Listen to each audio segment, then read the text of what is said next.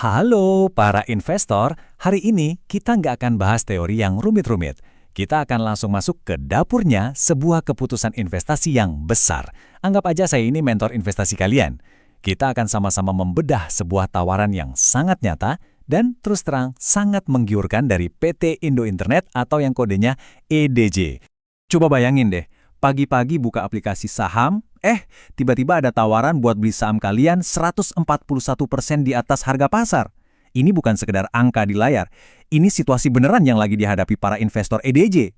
Tiba-tiba, strategi korporasi yang kompleks jadi pertanyaan yang personal banget. Terus gue harus gimana sekarang? Oke, biar nggak bingung, kita perlu peta jalan nih. Ini dia langkah-langkah kita buat menjawab pertanyaan tadi. Pertama, kita lihat dulu tawarannya segede apa. Kedua, kita cari tahu kenapa sih mereka ngelakuin ini. Ketiga, kita hitung-hitungan harganya wajar nggak. Keempat, kita timbang plus minus dari dua pilihan yang ada. Dan yang terakhir, kita bakal ngintip visi besar di balik semua ini. Yuk, kita mulai dari yang paling dasar dulu ya, yaitu angka-angkanya. Kalau kita paham bagian ini, setengah dari analisis kita udah kelar kok. Sebelum ngomongin duitnya, kita kenalan dulu dong sama perusahaannya. Siapa sih Edge ini?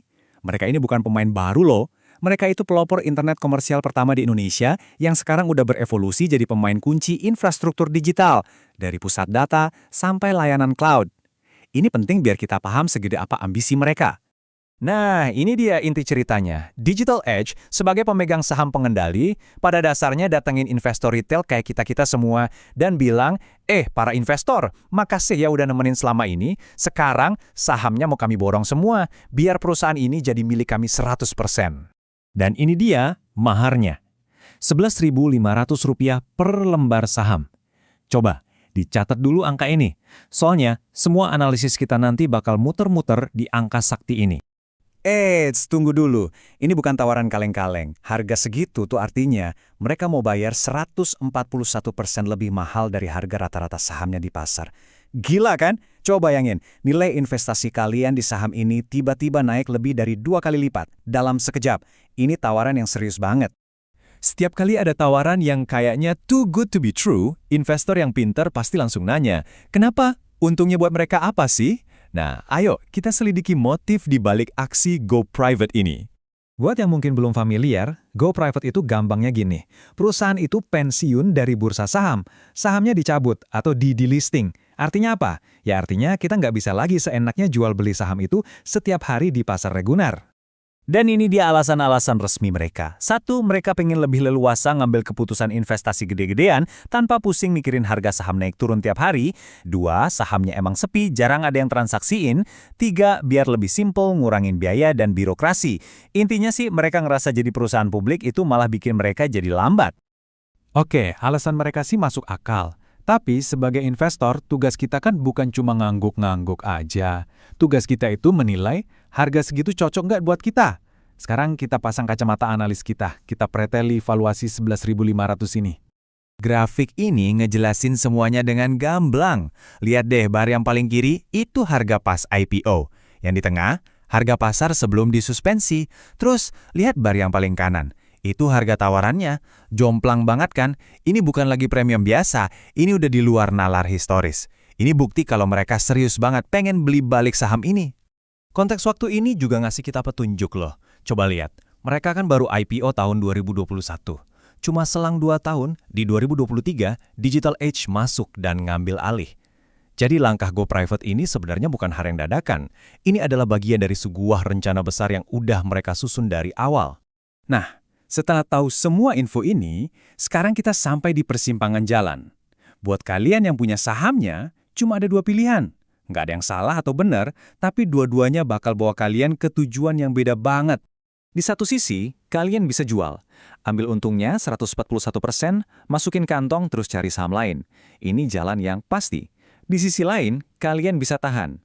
Kalian tolak duitnya sekarang karena kalian percaya sama visi jangka panjang mereka. Tapi, resikonya jelas. Saham kalian jadi beku, nggak liquid, kekunci di perusahaan tertutup. Ini jalur pertaruhan yang imbalannya bisa jadi jauh lebih besar atau bisa juga sebaliknya. Mungkin kalian mikir, siapa juga yang mau nolak untung segede itu? Nah, buat jawab itu, kita harus lihat lebih jauh dari sekedar angka penawaran. Kita harus paham visi apa yang bikin opsi THN itu jadi masuk akal. Ini bukan lagi soal efisiensi, ini soal masa depan. Gak usah dengerin saya, kita dengar langsung aja dari CEO-nya. Perhatiin kata kuncinya, tonggak penting dan investasi infrastruktur terbesar kami. Jelas kan? Ini bukan proyek ecek-ecek. Ini pertaruhan utama mereka buat seluruh Asia Pasifik dan pusatnya itu ada di Indonesia. Dan investasi terbesar itu ada angkanya, 4,5 miliar dolar Amerika. Ya, segitu banyak. Uang inilah yang jadi alasan utama kenapa mereka mau pegang kendali penuh. Mereka nggak mau rencana segila ini diganggu sama naik turunnya harga saham di pasar. Terus, duit sebanyak itu buat apa? Jawabannya ada di sini, kampus CGK.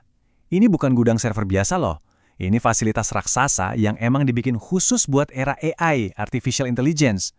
Mereka ini bukan cuma bangun buat kebutuhan sekarang, tapi buat nyambut ledakan data dari revolusi AI yang bakal datang. Dan yang penting, mereka nggak sendirian. Coba lihat peta investasi ini. Raksasa-raksasa teknologi dunia kayak Microsoft, Oracle, Tencent, semua lagi balapan bangun pusat data di Indonesia. Ini namanya validasi pasar. Artinya, VCH ini bukan mimpi di siang bolong, tapi sejalan sama arus modal teknologi global yang lihat Indonesia sebagai the next big thing di Asia. Jadi, kita balik lagi ke pertanyaan awal, tapi sekarang dengan bekal yang lengkap. Kasus HEG ini benar-benar cerminan dari dilema abami seorang investor. Mending ambil untung yang udah pasti di depan mata sekarang, atau berani bertaruh pada sebuah visi masa depan yang lebih besar dengan resiko saham kita jadi terkunci? Nggak ada jawaban yang mutlak benar. Jawabannya cuma ada di diri kalian masing-masing. Investor macam apa sebetulnya diri Anda? Terima kasih sudah menyimak.